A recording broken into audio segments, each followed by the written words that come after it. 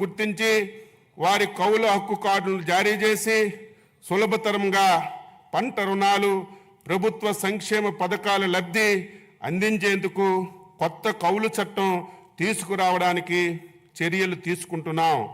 వడ్డీ లేని రుణాల పథకం కింద రబీ 2023-24లో, ఖరీఫ్ 2024 కాలాలు పంట రుణాలపై వడ్డీ రాయితీ కోసం 2025-26లో 250 కోట్లు ప్రతిపాదిస్తున్నాం. సూపర్ 6లో భాగంగా అన్నదాత సుఖీభవ పిఎం కిసాన్ పథకంలో రైతులకు రాష్ట్ర ప్రభుత్వ సాయం 14,000, కేంద్ర ప్రభుత్వ సాయం 6,000తో కలిసి సంవత్సరానికి 20,000 చొప్పున సాగు చేసే భూ యజమానులకు అందించడం జరుగుతుంది. అంతేకాక భూము లేని కౌలు రైతులకు మొత్తం 20,000 ఆర్థిక సహాయం పూర్తిగా రాష్ట్ర ప్రభుత్వ నిధుల నుంచి ఇవ్వడం జరుగుతుంది. అన్నదాత సుఖీభవ పిఎం కిసాన్ పథకం అమలుకు 2025-26 సంవత్సరం బడ్జెట్లో 9,400 కోట్లు ప్రతిపాదిస్తున్నాము. ఖరీఫ్ 2024లో ఈ పంట డేటా ఆధారంగా పంటల బీమా అమలు చేయగా 2024-25 రబీ పంట కాలం నుంచి స్వచ్ఛంద నమోదు విధానాన్ని పునరుద్ధరించి తక్కువ ప్రీమియంతో రైతులు బీమాలో చేరే అవకాశం కల్పించాం. ఖరీఫ్ 2024లో 22 పంటలు, రబీ 24-25లో 15 పంటలు నోటిఫై చేయబడ్డాయి. 2024-25లో రబీ నుంచి మామిడి పంటను వాతావరణ ఆధార పంటగా చేర్చాం. ఈ పథకం అమలు కోసం 2025-26 సంవత్సరంలో 1,023 కోట్లు బడ్జెట్లో ప్రతిపాదిస్తున్నాం. 2024 ఆగస్టు సెప్టెంబర్ నెలలో సంభవించినటువంటి భారీ వర్షాలు, వరదల వల్ల జరిగిన వ్యవసాయ పంట నష్టాలను ఈ పంట వెబ్ పోర్టల్ ద్వారా రియల్ టైం డేటా ఆధారంగా అంచనా వేయడం జరిగింది. తద్వారా వాస్తవ సాగుదారులకు మరియు అధిక సంఖ్యలో కౌలు రైతులకు నష్టపరిహారాన్ని అందించాం. అంతేకాకుండా పంట నష్టపోయిన రైతులను ఆదుకోవడానికి హెక్టారుకు పంట నష్టపరిహారాన్ని పెంచడం జరిగింది. ఈ మేరకు పెంచిన సాయంతో 1,85,000 మంది రైతులకు 20 రోజుల్లోనే 284.56 కోట్లు ఇన్పుట్ సబ్సిడీని నేరుగా రైతుల ఖాతాల్లో బదిలీ చేశాం. రైతు సంక్షేమానికి, రాష్ట్ర ఆర్థిక ప్రగతికి కీలకంగా నిలుస్తున్నటువంటి వ్యవసాయ శాఖకు 2025-26 సంవత్సరం వార్షిక బడ్జెట్లో మొత్తం 12,401.58 కోట్లు ప్రతిపాదిస్తున్నాం.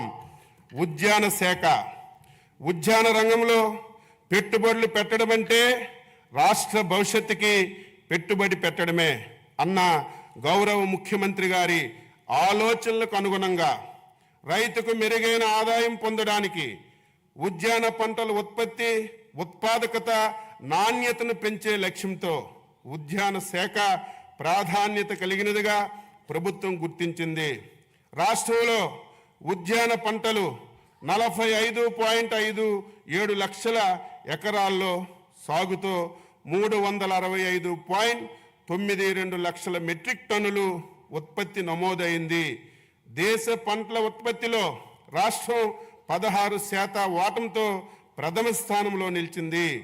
ఆంధ్రప్రదేశ్ జిఎస్డిపిలో 2024-25 మొదటి అంచనాల ప్రకారం వ్యవసాయ రంగంలో జీవీఏ 5,19,485 కోట్లు కాగా అందులో ఉద్యాన శాఖ ద్వారా 1,52,950 కోట్లు మరి అందించింది. అనగా వ్యవసాయ రంగంలో ఉద్యాన రంగం జీవీఏ వాటా 29.44% అని చెప్పి తెలియజేస్తున్నాను.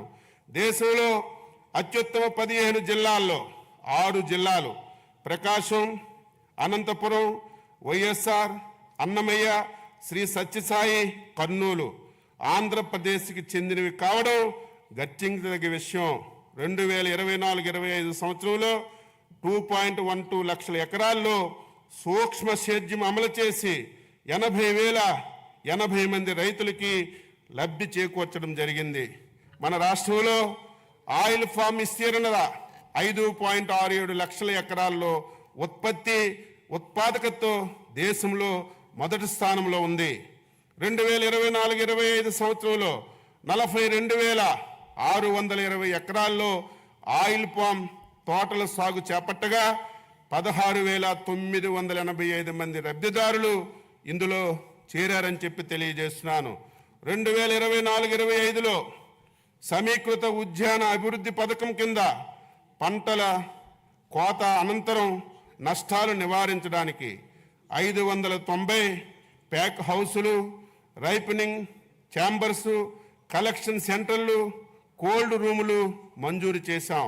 2024లో సంభవించినటువంటి వివిధ విపత్తుల్లో నష్టపోయినటువంటి 27,436 మంది ఉద్యాన రైతులకు 43.70 కోట్ల ఇన్పుట్ సబ్సిడీ అతి తక్కువ సమయంలో విడుదల చేశాం.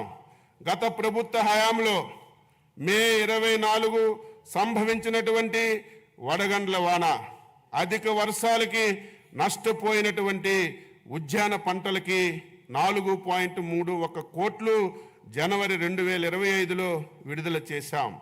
మైక్రో ఇరిగేషన్ కంపెనీలకి చెల్లించవలసినటువంటి బకాయిలు 1,166.99 కోట్లలో ఈ ప్రభుత్వం 452.55 కోట్లు ఈ సంవత్సరం విడుదల చేశాం. పామాయిల్ రైతులకు కంపెనీలకు చెల్లించవలసినటువంటి బకాయిలు 238.9 కోట్లలో 29.42 కోట్లు విడుదల చేశాం.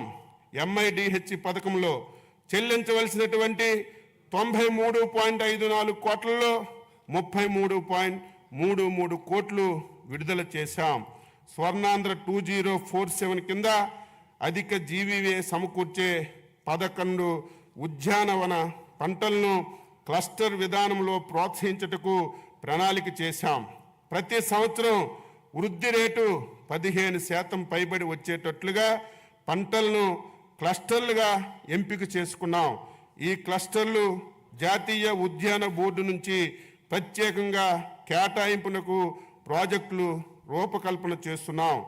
అనంతపురం అరటి క్లస్టర్ అభివృద్ధి చేపట్టవలసిన కార్యక్రమాలకు సంబంధించి ఏజెన్సీల్ని ఎంపిక కొరకు ప్రతిపాదనలు కోరడమైంది. ఇదే తరహాలో మిగిలినటువంటి పంటలకు కూడా క్లస్టర్ ప్రతిపాదనలు తయారు చేసి కేంద్ర ప్రభుత్వానికి నివేదించడం జరుగుతుంది.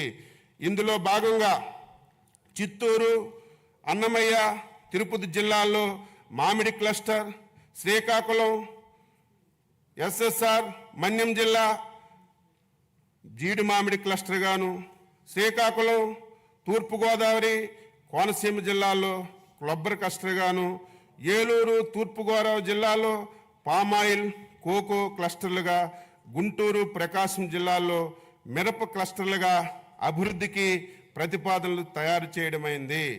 అందులో అరటి గెలను ముంబై పోర్టు ద్వారా మిడిల్ ఈస్ట్ దేశాలకి ఎగుమతి చేశాం. కుప్పం సెంటర్ ఆఫ్ ఎక్సలెన్సీ ద్వారా 3,30,000